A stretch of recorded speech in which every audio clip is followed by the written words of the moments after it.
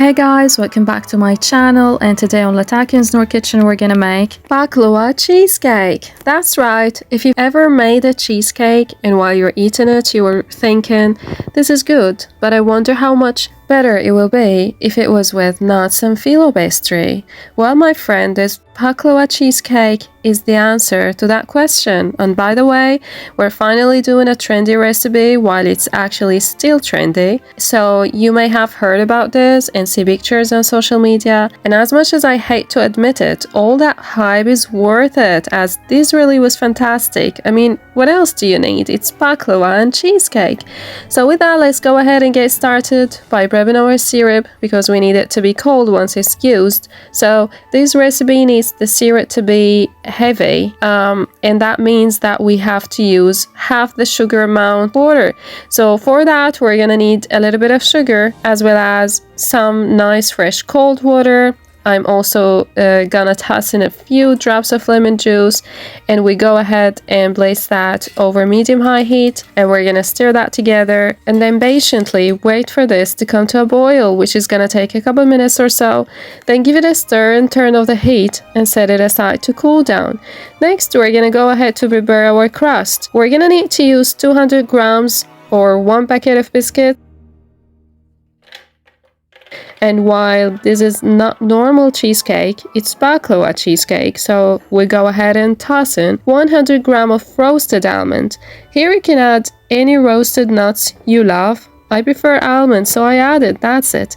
Now let's pulse that several times together until it's kind of fine crumbs. Alright, that looks good. Now we need to transfer that to a big bowl or a small one, or a bowl that fits this quantity.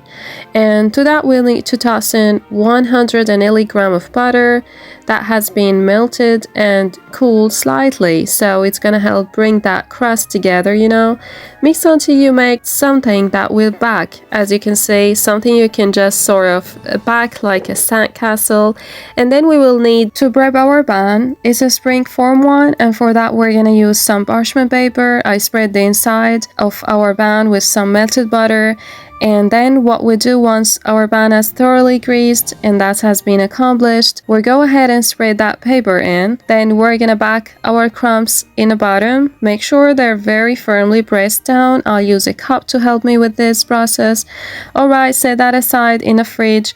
Now, if you thought the crust was easy, well, do you see the filling? So easy. So let's move on to this ultra simple cheesecake batter, which is gonna start with very soft room temperature cream cheese, about 500 grams, and I'm not kidding this time. For this recipe to work out, it should be soft and spreadable.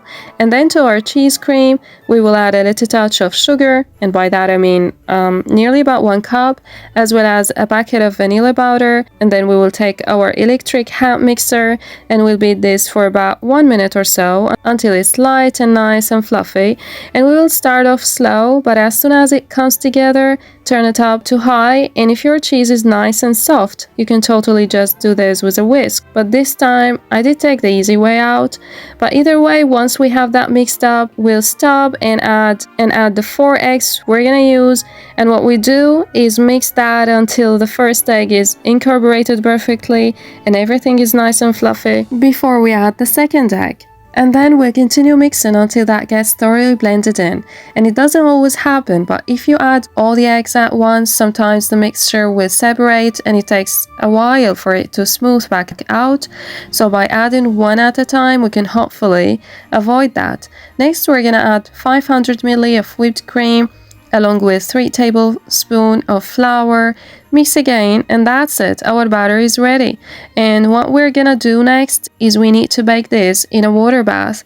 We need to bake it in a low and slow oven with that water bath, so the filling is gonna cook gently and set nicely in a preheated oven, 180 degrees Celsius, in order for the filling not to bake up so much where it buffs up and then sinks back. So the cooking process is low and slow, but sometimes the water can leach into the bun and gets your crust soggy.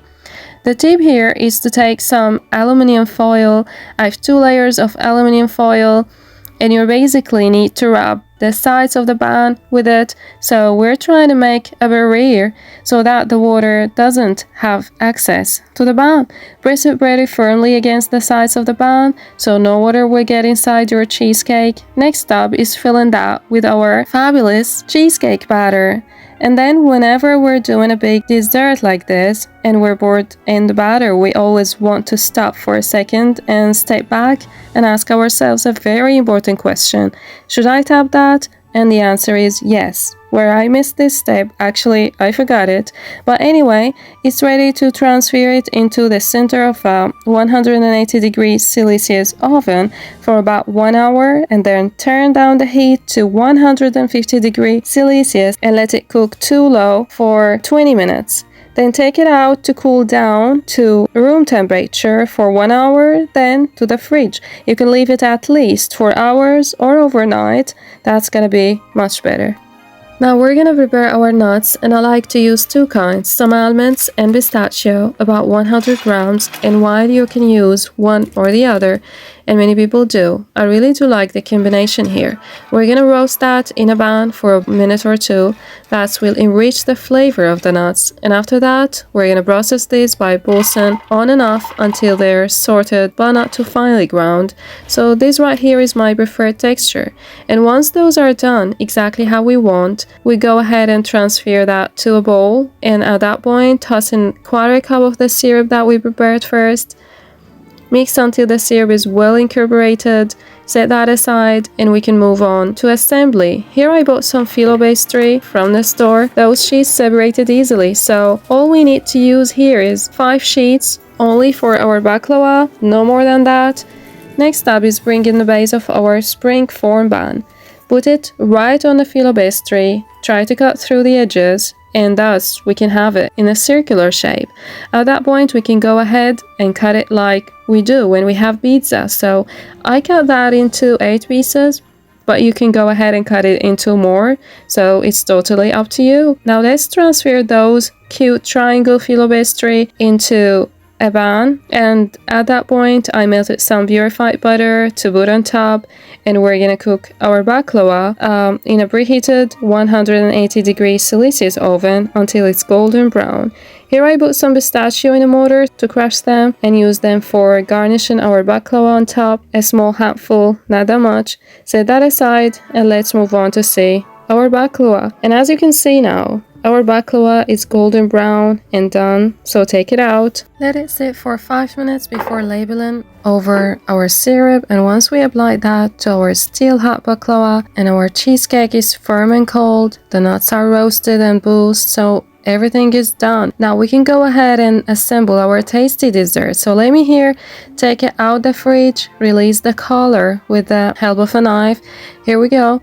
At that point, put on our nuts mixture, spread on the baklava pieces one by one, and to finish, I like to garnish with a little bit of pistachio because I'm kind of fancy and I think it looks good. And that's it. What we call baklava cheesecake is done and it's ready to enjoy. Okay, cheesecake is one of my favorite things to eat in the world, and combining it with my other favorite things, baklava, results in the most divine baklava cheesecake. That is, in my opinion, the best festive dessert. Okay, now let's just take a moment to appreciate how incredible this looks, from the creamy cheesecake to the coated nuts and crunchy phyllo pastry. It's actually amazing and so worth the time and effort. I love this recipe. Make this for holidays, make this for any occasion. It's one of the world's great desserts. Incredible.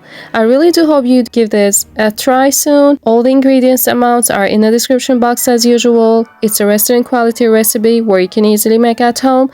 And if you liked my video, please make sure to subscribe, like, follow and share so it can help me get more people to reach Latakian's Nor Kitchen. See you later.